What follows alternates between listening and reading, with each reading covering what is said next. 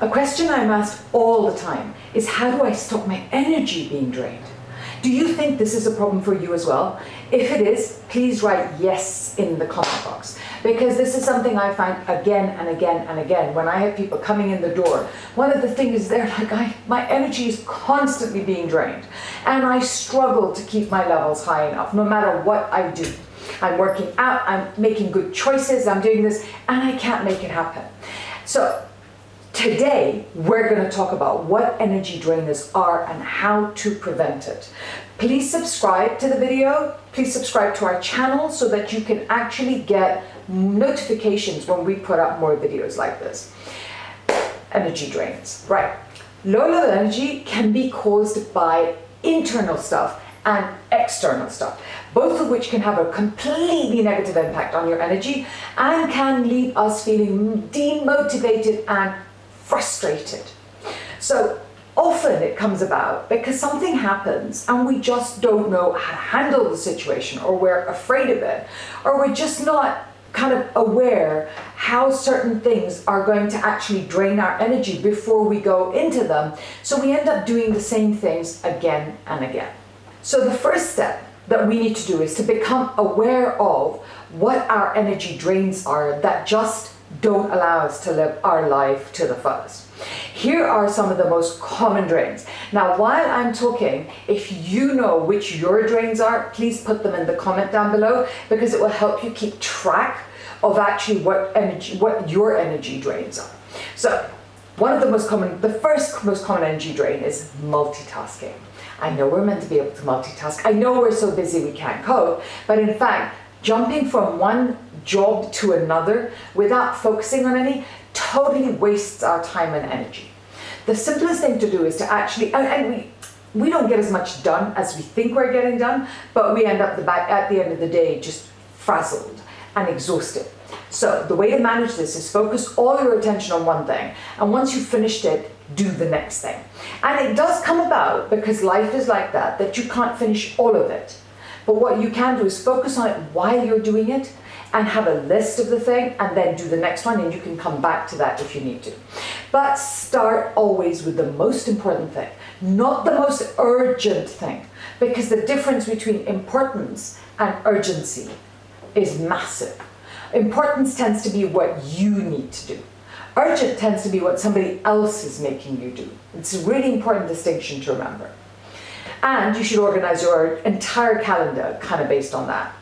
Number two, if we have a lack of clear goals and we have conflicting priorities, we end up getting drained trying to manage all this stuff. So to get more focus in your day, list what you're trying to do. And when you know what you're trying to do and you know why you're trying to do it, you're going to be in a place where you're going to know, like I said before, what's important to you and what you can get done because you need to get it done. The thing is this, the urgent thing occupies all of your focus, but the important thing occupies your heart and your mind. And if you don't do it, you're going to feel terrible, and it just constantly worrying about it, and it drains your energy. So the lack of clear goals will actually delay and stop you doing the right stuff and ends up leading to you being demotivated. Number three, trying to be perfect. The thing about being perfect, it's bloody exhausting. You know why? Because it doesn't exist. It's indefinable and it's unattainable. So what you end up doing is sitting here thinking, oh, perfect's over there. I'm constantly going to have to be perfect. And it's tiring. And you know what? Perfect is just not necessary. Who you are today, what you do, the best that you can do, that's actually the definition of perfection. And you need to be able to look at it and think, this is who I am and this is what I'm doing. So if you continue to invest time and effort in something that is way out of your reach, you're just going to end up exhausted and hating yourself. It is such a massive energy drain. And the thing about looking for perfection is that we just don't do stuff because you're like, oh, I won't be able to do it well, I'm not going to do it. Actually, I'm not going to manage. No, I'm just not. So you don't even start things because we think we're not going to be perfect. And who the hell says you need to be perfect? Nobody is who. So don't do it. Number four, your fourth energy drainer is chronic stress. Chronic stress can become a vicious circle of having more work and less energy every single day. And then you end up being like a hamster wheel, where it's like, I have more work, but I can't do it. I have more work, but I can't do it. And you end up feeling like you can't cope, and you end up getting really stressed. And the worst thing about getting really stressed is that our bodies tend to release a lot of cortisol, and you actually end up totally depleted and totally exhausted.